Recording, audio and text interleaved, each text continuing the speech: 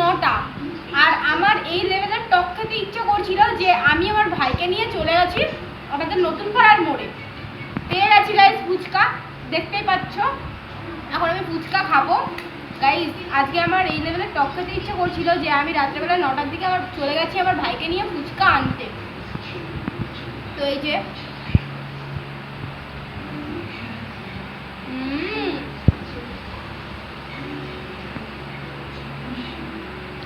Guys branded করা দেখতেই পাচ্ছ। সকালবেলা আজকে আমার সাথে খুবই একটা ঘটনা ঘটে গেছে। তো ঠিক আছে, আমি এখন ফুচকা খাবো, তোমরা দেখতে থাকো।